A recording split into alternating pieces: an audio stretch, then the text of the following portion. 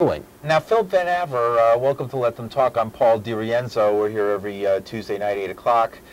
Could you tell us the politics behind this? Because we've talked in previous programs that you've been on with us, you've discussed the changes that are proposed for zoning that would affect all of New York City, particularly Lower Manhattan, the neighborhood we're talking about now. Can you tell me what the neighborhood preservation, how that will interact with the proposed zoning changes? Well, first of all, if the proposed zoning changes go through, the proposal of the church on East 2nd Street, that's the Orthodox Church in America, would not be able to do this because, as I understand the situation, the height of the building that height would be precluded. However, there are problems in the way I see it with that zoning. It is a zoning proposal that is 111 square blocks.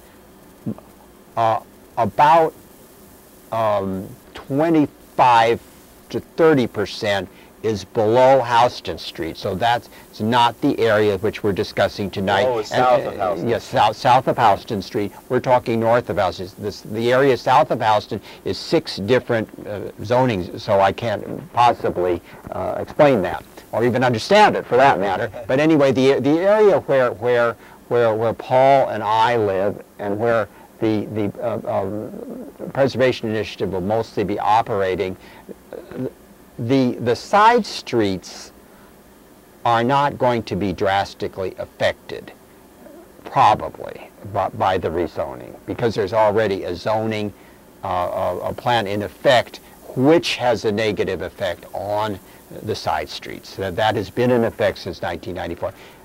And negative effect means large buildings. Yeah, well, we're much not bigger. No. It's not large buildings. They can add stories on existing buildings, and which results in the knocking off of the cornices, and you know,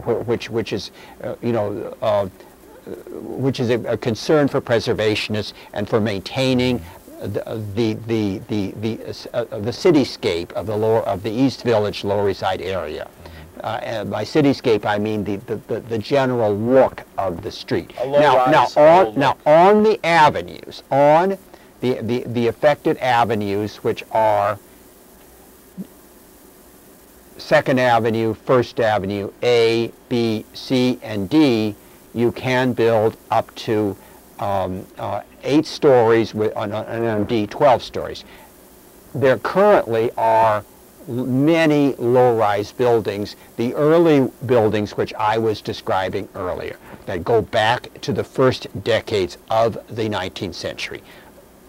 You see, those buildings, as I said before, they're 3 and 4 stories, and under the current zoning, you could build to 8 stories with what's called with very much increased bulk, what was referred to in zoning parlance as an FAR.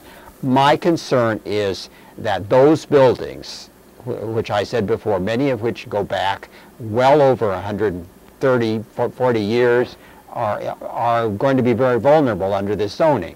And the current zoning made it very difficult to build anything of any height on a 25-foot frontage. Does that answer your question, Paul? Well, sort of. We have to explain a lot of things, but we don't have a lot of time. Yes. Zoning is a complex business. Basically, but getting back to my original question, do you expect, who is fighting against this? Who is for this? Well, neighborhood preservation. Well, as I said before, we have received funding from our council person, Rosie Mendez, and who's against it? Who's against preservation? Well, you know, you usually have individual property owners, and I don't want to who feel that that this is been. I mean, the New York Times has a history going back many years. I don't know what their current position of being opposed to landmarking. And I don't know what their current position is, but it's usually, the problem is, it's a case-by-case situation. Everybody, you know, people, for instance, I cited the National Register of Historic Buildings, Historic Places, because many people say, well, that's the program we should go to, because it doesn't have any teeth. Right. In other words, it just says you can put a brass plaque there saying somebody lived there on any new building you put, and that would be good enough. Yes, because they're built. They did that to the Edgar Allan Poe house down in the West Village. On East 3rd Street. On East 3rd Street over when NYU destroyed this old building that he had once lived in, and they replaced it with like a phony facade that was supposed to represent the building he had once lived in, and with a brass plaque. And that's what they were allowed to do. So that's National Historic Yeah, well, Register. I don't even know whether that building was on the listing, but we've had instances where on 77 St. Mark's Place, where W.H. Auden lived for many years, and there was a beautiful plaque, but that was all, because they completely removed the facade and the plaque, and that's what our group is hoping to prevent. Okay, great. We don't have much time. Do you want to give the address again? Yes. If folks want to learn more about historic preservation on the Lower East Side, here's the website to learn more, www.lespi-nyc.org. You can see it there. And I'd like to thank you, Phil Vanaver, for joining us again on Let Them Talk, and we hope to have you on again to discuss more of these interesting neighborhood issues. Thank you, Paul. And any last messages to folks who are interested in preservation? Well, I think that, as I said before, I've been involved with this for many years, and I've always found that there's terrific support for this.